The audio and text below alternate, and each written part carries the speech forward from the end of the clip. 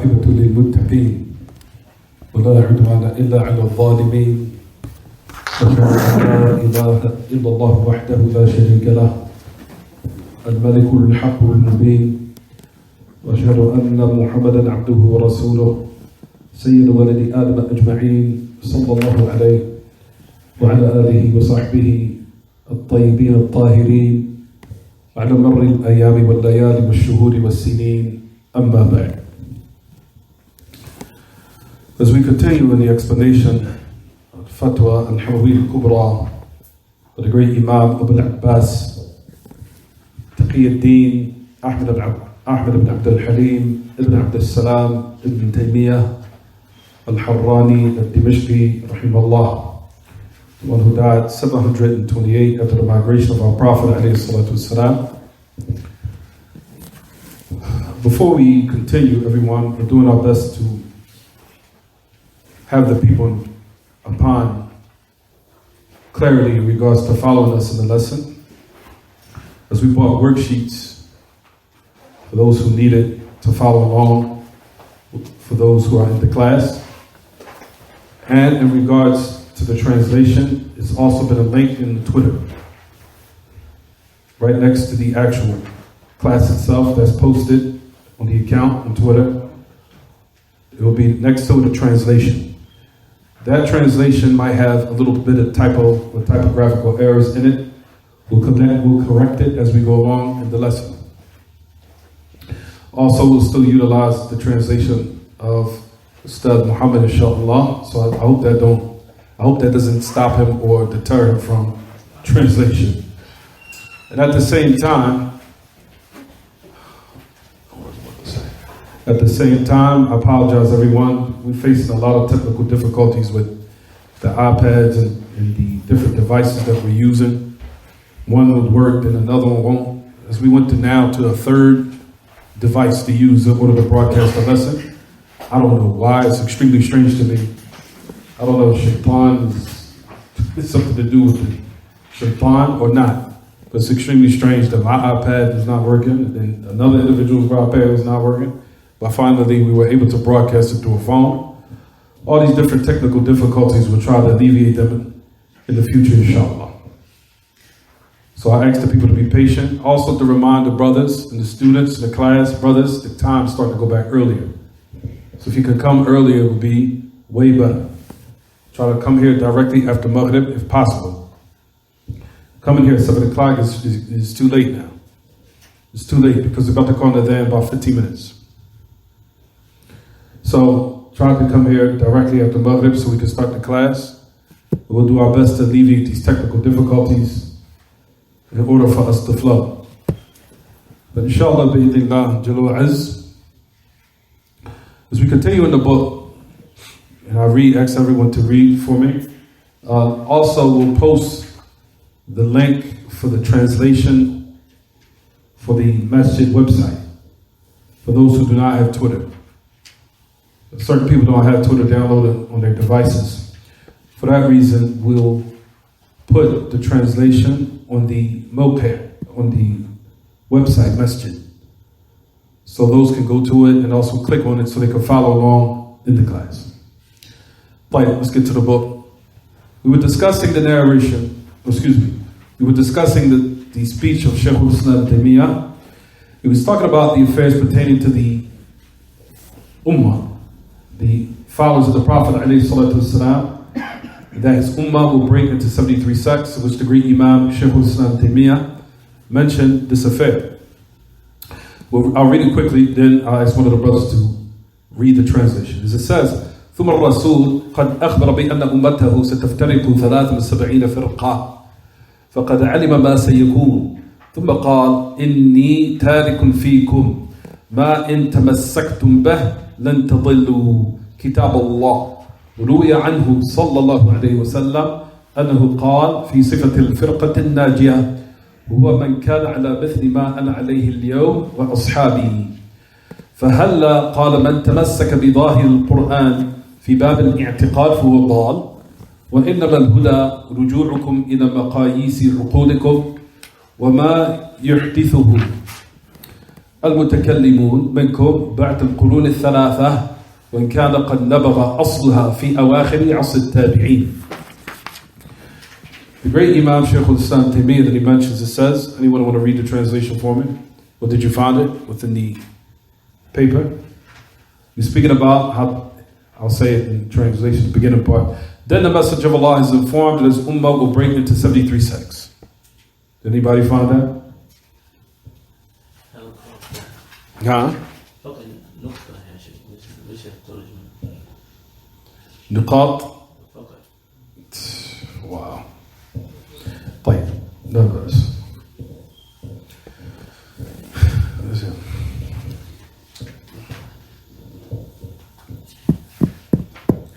Do you have it translated, Muhammad?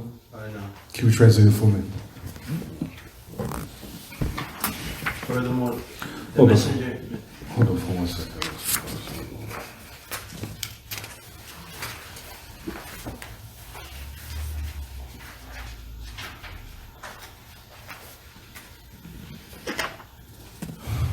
These are just points.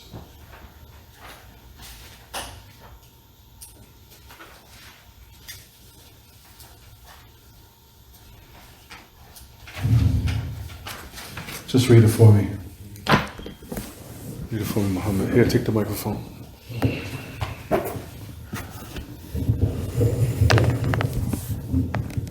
Bismillahirrahmanirrahim.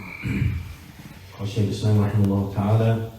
Furthermore, the messenger, may Allah raise his rank and grant him peace, informed that his nation was surely split into 73 sects.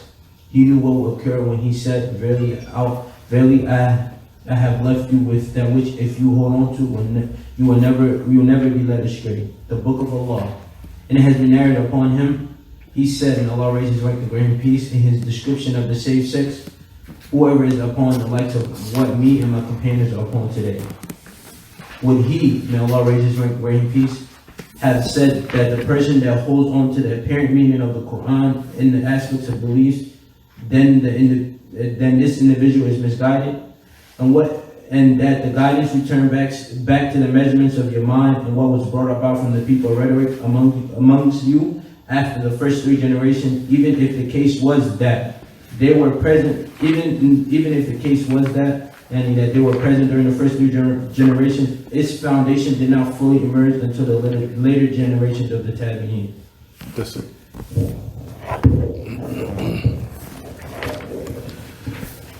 Like I said, everyone, inshallah, we'll try to organize it, tell the people to read it. There's the points of what was posted, inshallah, just the points, but they're not really detailed. But inshallah, I have to revise and I have to look at it. Muhammad, was the other, has that been posted, the translation that you wrote? Not yet. No, you got really straight down. But this is was just recent. No problem. Like the Messenger of Allah alayhi salatu wasalam, that he informed, he says, قَدْ أَخْبَرَ, that his ummah will split into 73 sects.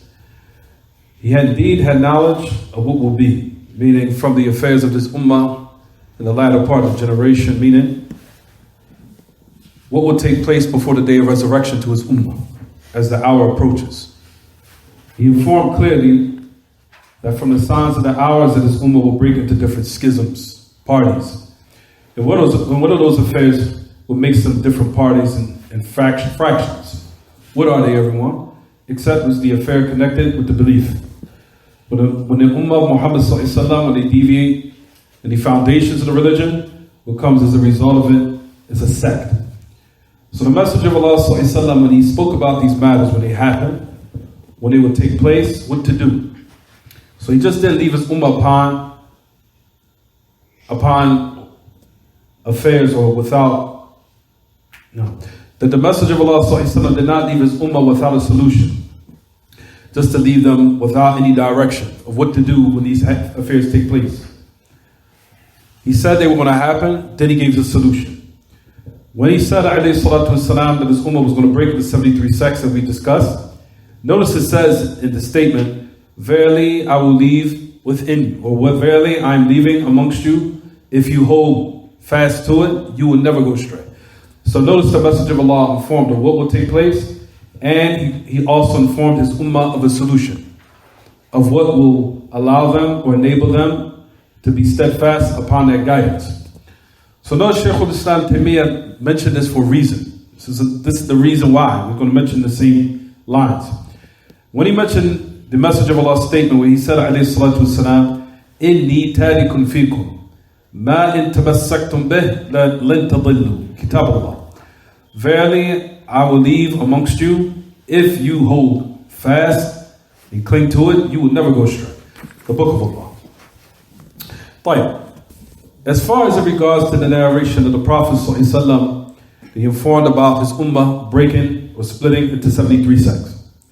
We talked about last class, 73 sects from his ummah are considered what they call from usul al-firaq. They're from the foundations of the deviant sects from the ummah Muhammad. Except you'll find in the history that there were more. There were more than 73. You'll find in some of the books from them are entitled Al-Milal wal-Nihal by Ibn Hazm. There's another one by Al-Shahrastani. You'll find in those books in history there were more than 73. However, what was mentioned in this hadith is considered usul al-firaq. They're considered the foundations of those deviant sects from the Ummah Muhammad sallallahu alaihi wasallam. Except you'll find in history there were more. But each group that the Messenger of Allah formed in this hadith, that was the foundation. Then that one specific group broken up into different what? Parts. So the meaning of the hadith is usul al-firaq. Just to answer that. طيب.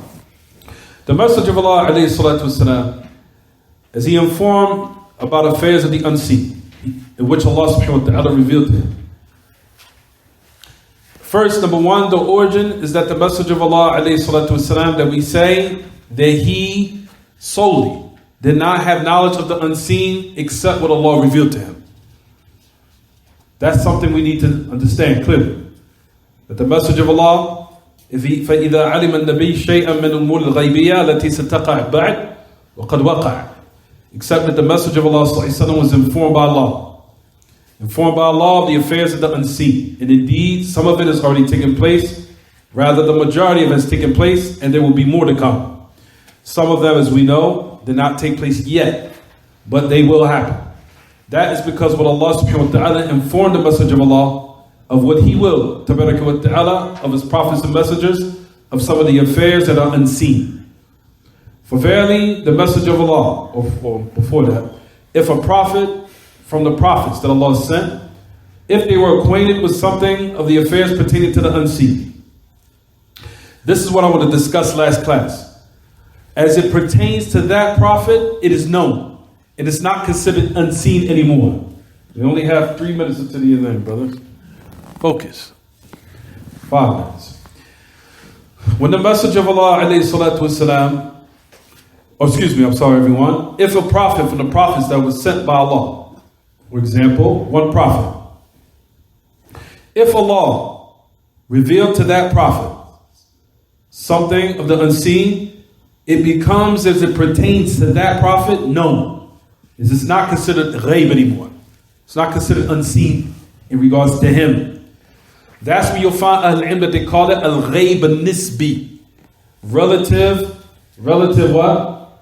Ghaib. What do we mean by relative ghaib? Meaning, in regards to that prophet, it's become what? Known. In regards to the other people, it's considered what? It's considered unknown. Meaning it's considered to be unseen. I'll say it one more time. That prophet who Allah subhanahu wa ta'ala revealed to him something of the unseen. In regards to that prophet, it's become ma'loom. It's not ghaib. Ma'loom means it's known. It's not considered unseen anymore. It's not considered unknown. This affair is called ghaib nisbi. What's ghaib nisbi? Relative, or affair that's relatively unknown. Or, if you want to say, relative ghaib. Unseen that is relative. Meaning, in regards to the prophet or that prophet, it's known. But in regards to the rest of the people, it's still considered what? Unknown. It's ghaib. It's unseen. Is it clear? طيب.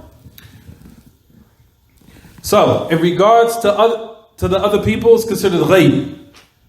In regards to that prophet, it's been relinquished, or went outside of the affair went outside of the affair being what, everyone? In regards to the prophet or that prophet, it went outside of the affair being what, everyone? Unknown, or from the unseen. Right? It's become what? It's ma'loom. It's ma'loom. But Allah, why has it become known with that prophet? Because Allah subhanahu wa ta'ala informed him. Allah subhanahu wa ta'ala what? Informed him. That's the reason why your Shaykh al-Islam that he put in the book, what did he say? فَقَدْ عَلِمَ مَا سَيَكُونَ. Indeed, the message of Allah had knowledge of what will be. However, what we want to explain is that no one should take from this affair or from this speech that Shaykh al-Islam mentioned here that the message of Allah knows the absolute unseen. That he knows al-ghayb mutlaq. La ya'lam al-ghayb mutlaqan. We don't say that the message of Allah sallallahu alaihi wasallam absolutely knows the unseen, except what Allah subhanahu wa ta'ala informed him, or what Allah subhanahu wa ta'ala made him aware of, having knowledge of. Is it clear what I'm saying, everyone? So we do not say he knows the ghayb mutlaqan, except what Allah subhanahu wa ta'ala informed him.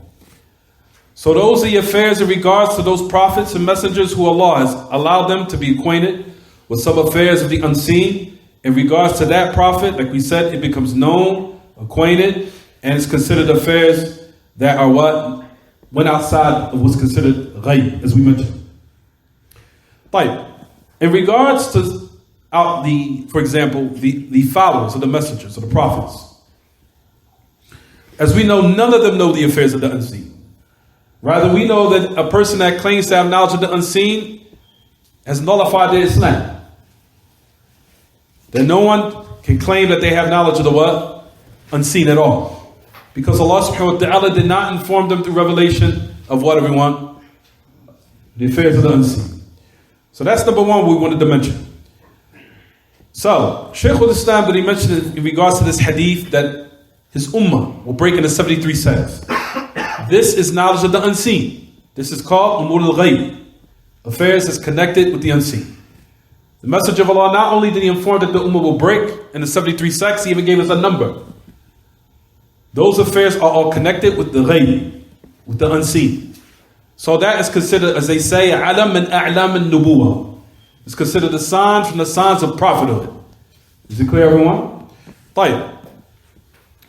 In which the message of Allah, or what Shaykh al-Islam Taymiyyah said, rather, I'm sorry, everyone, وَالْإِسْتِدْلَى بِمِثْلِ مَا يُخْبِرُ النَّبِيِّ مِنَ الْمُغَيَّبَاتِ أَنَّ الصَّالِحِينَ يَعْلَمُونَ الْغَيْبِ غَلَطٍ.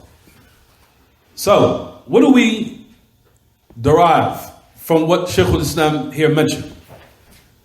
We know the hadith of Salah of 73 sects is from the affairs of the unseen, number one.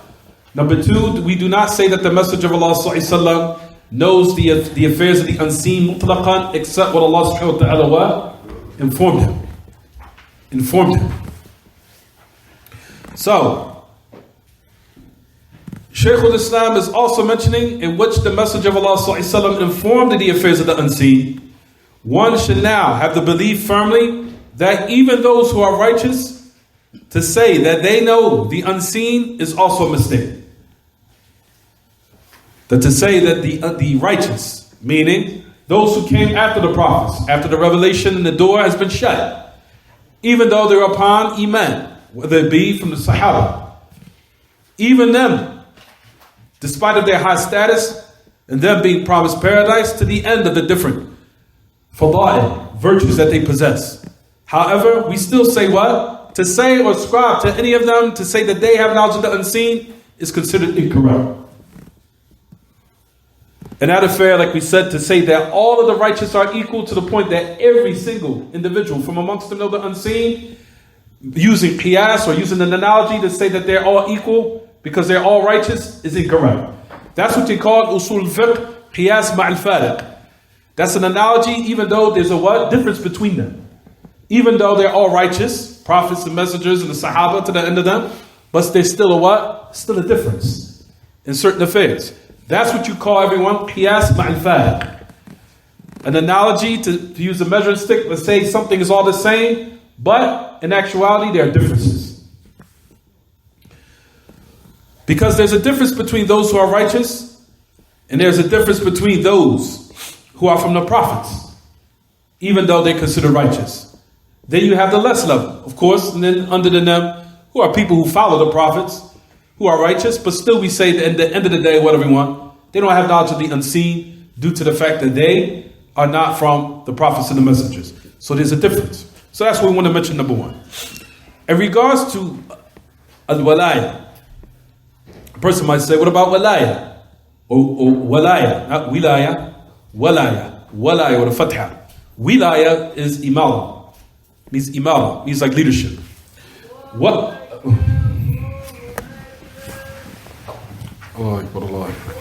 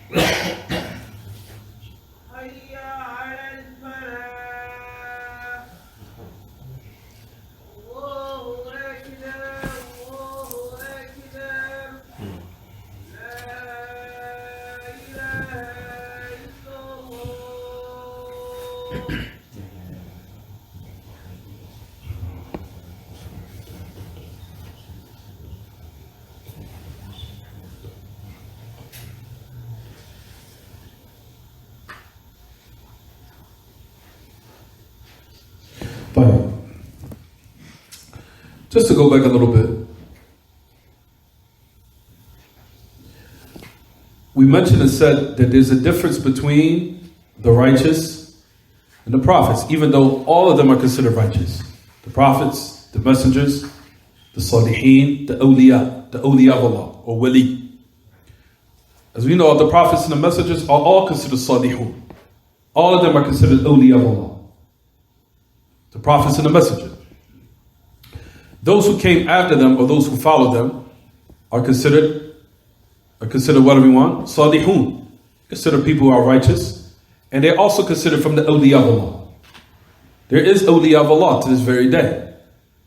We know that the awliya of Allah are the people of Tawheed, the people of Sunnah, the people upon the correct methodology. And the people who hold fast to what is correct are the awliya of Allah. And they will continue until the day of resurrection, or until Allah subhanahu wa ta'ala sends that wind that will take the righteous or those who are left, who possess Iman, and then there will be no one left on this earth except those who are wretched. However, before that moment occurs, there will always be awliya of Allah here. Awliya of Allah, and like we said, they are the ones who believe in Allah and have taqwa. Those who are upon Tawheed and Sunnah are considered the awliya of Allah. This affair of awliya, as we spoke about this before, the awliya is a derivative of the word walaya. Walaya. Walaya, not wilaya, not with a kasra, with a fatha. If you say wilaya, that means imara, means leadership. Walaya of Allah Ta'ala means to be close, means dunu, or qurb, or someone mahbub. Or al-walaya means someone who's close. Someone who's loved, who's close to Allah. And that still is present to this day. Not in agreements, not in the definition of the Sufis. Does the Sufis believe that al-walaya is above nubuwah, which is absolutely pathetic and wrong. You'll find for those who are upon the extremists from the Sufis believe that walaya is higher than nubuwah.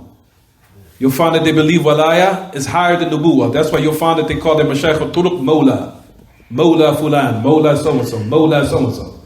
That's improper, that's incorrect. However, the proper definition or the proper belief in regards to wali or walaya is those who are righteous and close to Allah and the followers of the prophets and messengers. They are considered wali. So, walaya is not considered nubuwah. Walaya is not considered nubuwah. However, walaya is a sifatu muktasaba. It's a characteristic that's acquired. Acquired by how?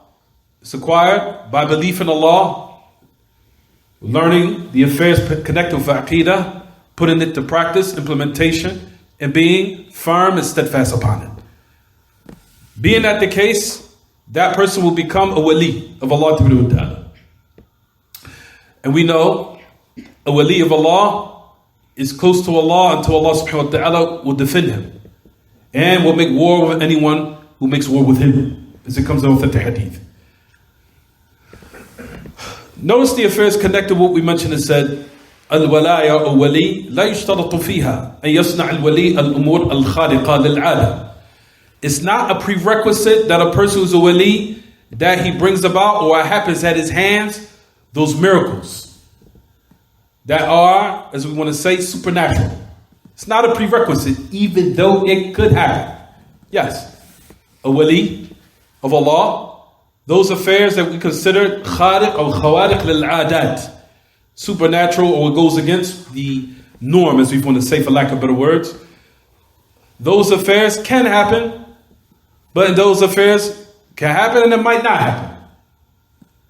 If a person is upon tawheed and sunnah, affairs of khawariq lil-adat can happen to this very day. It can happen. That's what we believe. A person will say, how? Where do you get that information from? I refer you to Aqidatul Wasitiyah. Go back to Shaykh al-Islam, what he mentioned. He has a chapter called Karamat al-Awliya. He said the karamat meaning, it's not a miracle, we would say, but it's an affair that goes against the normality of what we're acclimated to see. That's something, if you want to say for lack of better words, supernatural could happen at their hands. But they're not considered a prophet or messenger, rather it's considered honor for that individual. Not be at the same time, they're not considered what? A prophet nor what? Messenger. But Shaykh al-Islam even mentions the prerequisites of what's considered a person who's a wali, and at his hands, Allah Ta'ala can allow a karama to happen for him in order to honor him. Not for the meanings that, or the meaning that he's considered what? A prophet or messenger. So I refer the brothers to look back to Al-Aqidah al-Wasitiyah and find a whole chapter on it. And Shaykh al-Islam mentions the prerequisites of the awliya. That they have to be firm upon tawheed, firm upon qidat al-salaf, from the righteous. They're far away from fisk. They're far away from sins and transgression of Allah's boundaries. Openly, they're far away from it. They're firm upon the sunnah. And Allah Ta'ala, if He wants to bestow His honor, He will allow a karama, an affair that's supernatural to happen at His hands if Allah wills. Not to say He's a prophet and messenger, but to honor Him. And those affairs happen during the time of the Sahaba. A lot of those affairs had taken place. For example, what happened to Abu Idris al-Khawlani? What happened to him where you'll find that the Sahaba had crossed the sea walking on top of the water. You'll find those affairs have been authenticated. They walked across the sea on top of the water. To the point where you'll find that Shaykh Ibn Kathir, rahimahullah, Ibn Kathir mentioned Bidayah wa Nihaya. He said, what happened to the Sahaba, he said, was greater than what happened to Prophet Nuh. What happened with the Sahaba was greater than Prophet Nuh. To let you know that the messengership Muhammad was greater than all the prophets and messengers. He said the message of Allah was given something of a miracle. He said either all of what the prophets were given, something resembles what they were given, or better. From the examples that he mentioned, it said, when the Sahaba had treaded above water, he said, due to the fact it was from the barakah of following the sunnah of the Messenger of Allah, alayhi salatu wassalam, and he said at the same time, that was better than Prophet Nuh. Why? Because when it gets to normality of what we see, for example, in order to sail across the ocean, you need a boat. But who will ever think that someone could tread above water and walk over it? What's more better? Sailing on top of a boat in which we expect, or just going above the water where we don't expect to happen? Which one is better? Which one was greater? That's what Ibn Kathir mentions in Bidayah wa Nihaya. He said, think about it. Which one is greater? Which one is even more bewildering to the mind? Which one? The fact that they treaded above it, that's unexpected. But however, being on a boat and going above the sea, that's expected because that's normal. That's what we perceive to be normal. But however, Allah Ta'ala, in order to bestow upon those who He loves as an honor, not because they're prophets and messengers, Allah Ta'ala allowed something to happen out of the norm. As we, for lack of better words, I hate to use the word normality, but that's the word that comes to my mind right now. Something that happened to come out of the norm. But why, everyone? Out of the barakah of following the sunnah and the message of Allah. But anyway, let's get back to the lesson. For what we just said, everyone, in regards to the awliya, a khariq lil-'ada, an affair that is considered supernatural. Like I said, if someone could bring me a better word than what I just mentioned and give it to me. It can happen at the hands of a wali and it might not happen. Is it clear what I'm saying, everyone? That affair is with Allah. Al-wali, of course, لَيْسَ لَهُ مِنَ الْأَمْرِ شَيْءٍ. His affairs pertaining to prophets and messengership, it could be for anyone. It's not just a choice like prophethood and messengership. Al-risala wa nubuwa, that's about what they call ikhtiyar wal istifa wal irtida. That's something that's of a higher level, in which Allah chooses of whom He wills, of who to be or to carry His message or His prophethood. That's something greater, in which Allah subhanahu wa ta'ala doesn't give the prophets and messengers what they call khawariq lil-'adat. However, He gives them what they call ayat and mu'jizat. He gives them what they call signs, and He gives them what they call mu'jizat, miracles. However, what you'll find is a better statement to use is ayat, because Allah subhanahu wa ta'ala called those affairs ayat, signs. However, we call them mu'jizat, miracles. But what's more befitting is to call them ayat. Ayat. Fine. In regards to the prophets and the messengers, alhamdulillah, we know that Allah Ta'ala has made them acquainted with a lot of affairs that's connected with the unseen. Right, everyone? The message of Allah alayhi salatu wasalam clarified to the people everything. Before he joined al-Rafiq al-A'la, until he joined the high Rafiq. The high Rafiq al-A'la, who is Allah Himself. Before he joined Him, Allah allowed His messenger to clarify to us everything that draws us close to Allah. And He called us clearly to that affair. What pleases Allah and will bring us close to Him and will allow us to attain His mercy. The Prophet ﷺ clarified all of that. And the affairs that would take us far away from Allah. The message of Allah gave us clear bayan, clear clarification to the utmost.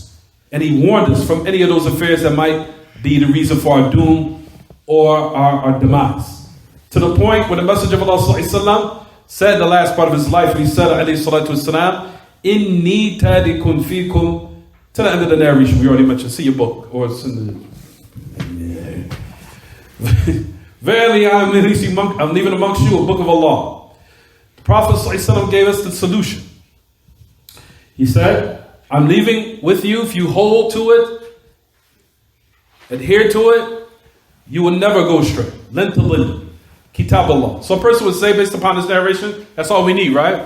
No, we have other narrations where the Messenger of Allah said, Alaykum bi sunnati wa sunnati al-khulafa al-rashidin al-mahdiyyin al-ba'di. We know the hadith of the Ibad ibn Sariyah, where the Prophet has said that موعظة وجلت منها القلوب وظرفت منها العيون. قالوا يا رسول الله كأنه موعظة مودع فأوصينا.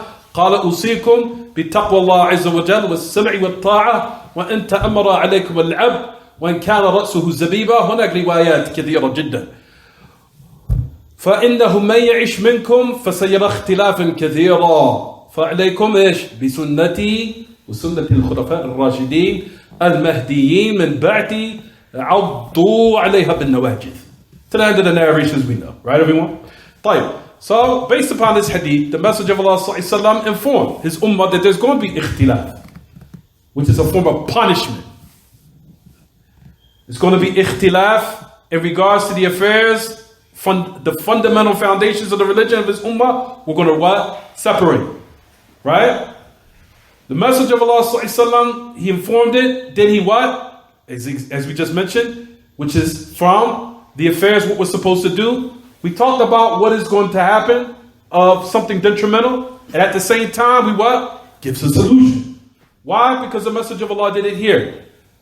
He told of an atrocity was going to take place to his ummah, was going to happen to his ummah, but the Messenger of Allah didn't just leave us like, okay, what are we going to do? He said the solution. He said, when you see these affairs happening, when you see the Muslims deviating fundamentally, when you find that they're falling into all types of atrocities in the fundamentals of the religion, and they're going astray, this is what you do. He said, hold on to the book of Allah. And in this narration, the Ibad al-Sariyah, he said, my sunnah. Hold on to my sunnah and the sunnah of who? Al-Khulafa al-Rashidin al-Mahdiyyin al-Ba'di. Tamassaku biha wa 'addu 'alayha bin-nawajid. Right? Hold on to it, cling to it with your mullah teeth. Meaning, hold on to the sunnah of the companions. And the Messenger of Allah talked about the greatest of them, who are the Khulafa al-Arba'a, the four of them, who is Umar, Abu Bakr, Umar, Uthman, Ali, radiyallahu anhum jami'an. طيب. Based upon that, if you go back to the book, the Messenger of Allah sallallahu alaihi wasallam mentioned and said, this is the methodology of the companions, the methodology of the tabi'een. And if you want to mention, to sum it up, when the Messenger of Allah said the methodology of the companions, that's the meaning of Ahlus Sunnah wal Jama'ah. The meaning of the people of the Sunnah and the people of Jama'ah. Jama'ah means, brothers and sisters, Al-Jama'atul Ula wa hum as-Sahaba. It means the first generation, the generations that followed, or the first deep generations, of course, who the Messenger of Allah praised in the authentic narration. But when you hear the word Jama'ah, it means the Sahaba. It means Al-Jama'atul Ula, the Sahaba. And they are the Salaf. So when you hear Ahl Sunnah wal Jama'ah, it means what? Sahaba. When you say the word Salaf, it means what? Sahaba. Same, the different words with the what? Same meaning. You'll find that the people say that the meaning of Ahl Sunnah wal Jama'ah is the people, the Sunnah, the people of the united body. Is that correct? No. The meaning of Jama'ah means the companions, what they are upon. طيب. So the book of Allah, the Sunnah, the message of Allah, Minhaj al-Salaf, the methodology of the companions was an affair that was revealed, clarified by who? The Messenger of Allah himself, alayhi salatu wasalam. It is not a man-made methodology. It's not a minhaj wada'i. It's not a man-made methodology. It's not. It's not a methodology that was put by some of what? Some of the people. However, we do say, in regards to some of the madhahib, of some of their ijtihadat, as far as in regards to their certain opinions, in regards to fiqh issues, not the foundation. Fiqh. Is it clear, everyone? وضعوا بعض المصلحين باجتهادهم بخلاف غير منهج السلف. غير منهج السلف جميع المناهج الوضعية. For those different types of so-called ijtihadat of some of the ulama of the past, that's something different. That's certain affairs pertaining to fiqh. That's something that's not what we're speaking about. We're talking about the affairs of what? Belief, creed. That affair was only for Allah. Allah sent it to the Messenger of Allah, and the Messenger of Allah clarified it to the Sahaba. That affair is considered munazzal, revelation sent down. It was not man-made. Anything outside of that, in regards to the foundation that was man-made, we've been obliged to avoid it. We've been obliged to leave it off and abandon it. In regards to the ijtihadat of some of the diligent affairs of which some of the ulama put forth in order to attain the truth in the affairs pertaining to fiqh, then we know that they could be what? They can err, or they can be what? Correct. Right, everyone? As for Minhaj al-Salaf is revealed, revelation. All of it is the truth. Is it clear, everyone? Kulluhu haqq. And we say, even the Salafiyun, after, of course, even from the ulama, they're not, as we say, ma'sumi. They can make mistakes. However, as far as some of the ulama in regards to the ijtihadat, in regards to fiqh, as we know. But as far as the minhaj itself, all of it is what? All of it is the truth.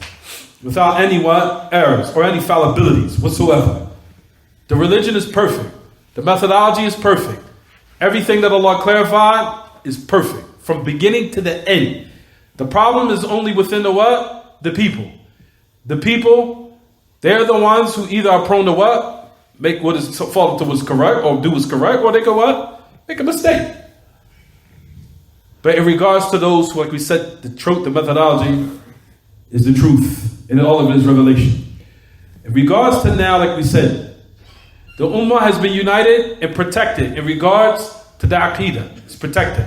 There is no ikhtilaf in aqidah whatsoever. That's an ijma'. That's a consensus.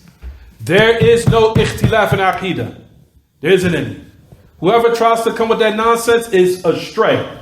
I have not known anyone that made that statement except Allah humiliated him. I don't know except one without one exception. That one calls to that nonsense, you find that Allah has humiliated them. Ka'inam and I don't know who it is that said that the Sahaba differed in this and this and this and this and this and wanted to cause fitna and confusion amongst the Muslims, except Allah always humiliated them. Without any exception. That's to let you know how dangerous that statement is. Is it clear, everyone? We'll go back to the book. In regards to what we now say, نفرق بين المنهج وبين أصحاب المنهج. أصحاب المنهج, those who traverse the path was correct. We're not saying that they're infallible. They are prone to make mistakes. After the message of Allah, alayhi salatu wasalam, they can make mistakes, they can err, and they can also do what's correct. And they can come with a statement that is correct, of course. However, the religion, all of it is the truth. And the person that studies the Aqidah to Salaf, and he engrosses in studying the religion, especially was pertaining to the creed, you will have no doubt that this affair was revealed by Allah. You will have no doubt whatsoever. No doubt. And the person that studies it, you'll be blown away by how perfect the religion is. So every good is it following the Salaf, and every evil is in the innovation of those who are from the Khalaf, who came later. Let's go back to Shaykh al-Islam mentioned because we got to pray. Let's read what Shaykh al-Islam said. He said, وَرُوِيَ عَنْهُ صَلَّى اللَّهُ عَلَيْهِ وَسَلَّمَ أَنَّهُ قَالَ فِي صِفَةِ الْفِرْقَةِ النَّاجِيَةِ وَهُوَ مَنْ كَانَ عَلَى مِثْلِ مَا أَنَا عَلَيْهِ الْيَوْمِ وَأَصْحَابِي. He said, in regards to the safe sect, it is those who are upon what I'm upon today and my companions. Whoever Allah subhanahu wa ta'ala keeps firm, He will keep him firm upon that belief. Meaning, the belief of the Message of Allah alayhi salatu wasalam, in regards to his Lord, in regards to this affair in this book, which is the topic, which is what everyone, what's the topic of his book? The topic of the book is staying firm upon what the Messenger of Allah was upon his companions in regards to the names and attributes of Allah, which is the most important of all affairs. Because this is in regards to what we believe about our Lord. Because that's the topic of this book. Right, everyone? What the companions were upon and the tabi'een and those who traverse upon that perfect methodology. They are considered the what? Safe. No matter how much the time passes or elapses. The affair of the methodology always being perfect is an affair, like we said, that is laid down, solidified, concrete, you want to say, and it's a mahal ijma'.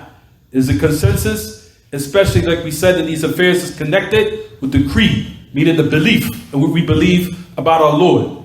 Those affairs have been protected to the utmost. There is no ikhtilaf in those affairs. And when we say aqidah, even to the topic of this book, which we're discussing now, which is pertaining to what, everyone? The names and the attributes of Allah. The names and the attributes of Allah also has been what? Those beliefs have been protected. Protected by the companions and those who traverse upon the path, from the scholars who came after them, and from them is Shaykh al-Islam Taymiyyah. Those who study this methodology, like we said, you'll find that they will be in a state of surety and understanding what is the proper creed and method. And like we said, we'll stop here, inshallah. Continue tomorrow. Because we have to start late. What can you do, right? What can you do, right? Shaitan always finds a way to mess up throw everything over, right? Like, any questions about the class? Brothers, if you guys can aid me in having on time, having a book ready, knowing where we start at, you allow me to flow. We can flow, we can start at a good time. I can flow with the class, and we can benefit. And we can finish this book. This book can be finished. I know it can. All I have to do, if you guys can aid me so we can flow together, we can do it. No, so I'm sorry, Shaykh. So you start after Maghrib, right? After Maghrib. Right. So that's about Start 6:30. tomorrow. 6:30, 6:40. Start tomorrow. Starting tomorrow. But this book can be finished. Brothers, I really want to finish this book. This Hamawiyyah is a very, very, very beneficial book. Very beneficial book. If you guys can help me flow, and we flow together, we can finish this. Shaitan comes in, throws me off. I get frustrated. You guys can help me flow, I can flow. Help me, so help me, inshallah. Come on time tomorrow. Have the translation ready. Also put these, also keep writing the translation, please. And also these papers, I said, I guess we'll just put it up on the website. But these are just the points, but I have to look over it myself. But it's still good. It doesn't, it's still good though. It gives you, as they call them, ru'us al-aqlam. Gives you the head points. Fataawa, Abdul Ghani. The terminology you said, was it you said Kasib al-Falak? I'm sorry, say it again. How did you say it? For- Kasib al-Falak? You talk about for mu'jid. You talk about for those supernatural matters. Khawariq lil-'ada or khariq lil-'ada. Is that what Right before that. Oh, qiyas ma'al fariq. Qiyas, qiyas. Qiyas means analogy. Qiyas ma'a al-fariq. No, qiyas, we'll talk about that. Qiyas, all of qiyas is not haram. Qiyas is haram is in regards, as they say, fi mu'aradat al-nas. It's an opposing the revelation. Or opposing the text. That qiyas is what happened with Shaitan, with the devil, with Shaitan himself. He used qiyas. That he used qiyas in regards to oppose the revelation. But all qiyas is not haram. Certain qiyas is what? Acceptable. As long as it doesn't oppose the what? As we said, the text. It's just that's a whole class full of fiqh that we don't have time for. But the qiyas that Shaitan used was opposed the revelation. His was the worst type. Because Shaitan opposed direct revelation from Allah. Without anyone giving him any message. He directly in front of Allah opposed the revelation with his own opinion, in his own mind, in his own intellect, in his own arrogance, and his own analogy.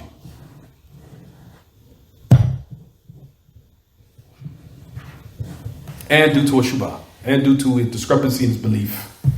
He had discrepancy in his aqidah. As it says, Shaykh Muhammad Abdul Wahab talked about that in a book called Qisat Adam Iblis. He has a book. It's called The Story of Adam Iblis. He said that the sin of Shaitan was upon the shubha. And the sin of Adam was upon shahwa. Whose outcome was worse? He said that the sin of Iblis was due to a doubt. It was due to a doubtful matter in his belief. And the sin of Adam was due to a desire. Whose outcome was worse? The one who had a discrepancy in his belief. Adam had, his belief was intact. That's why he what? He made tawbah. That's why they say Sahib al-Bid'ah would never, usually more than likely, would never what? Make tawbah. But Adam what? He made tawbah. To let you know his aqidah was what? Still intact. Deep, isn't it? I think the perspective how Shaitan Allah, most of the people in the vision, you see them do righteous deed day and night. خبث. One more question, Shaykh. تفضل. You said the people of Al-Waliyah. الأولياء. Now, the matters to where like the pains when they walk through the water. Supernatural. So it's not considered like one of the stages of prophethood. Like it's not. It's not. But it's, you said an ayat. That happens at the hands of the prophets and messengers. What happens at the hands of those who are righteous from the people Tawheed and Sunnah are called karama. Karamat. Karamat. Not the karamat of the Sufis. Not the karamat of the Sufis. Like I told you, keep in mind, they believe walaya is above nubuwwah. They believe walaya, persons who wali or mawla is above nubuwwah. So karamat al-awliya, Shaykh al-Islam puts that perspective. He has a poetry, I think of Imam al-Shafi'i. Imam al-Shafi'i has a poetry. He says, إذا رأيت الرجل يطير فوق ماء البحر يسير ولم يقف عند حدود الشرع فاعلم أنه مستدرج بدعي. He said, if you see a man floating in the air, walking above water, and he didn't stop at the boundaries of Allah by having a proper belief and being upon Tawheed and Sunnah, know that he's mustadraj bid'ah. Know that he's being set up by a trap from Allah and he's upon bid'ah.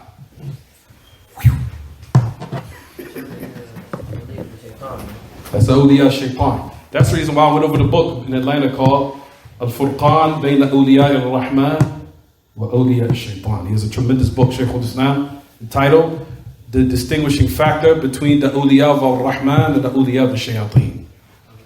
And he said from the awliya of the shayateen is that they're upon bid'ah, and they're upon magic, and they're upon sorcery. And you see these type of people, they're from the awliya of the shayateen.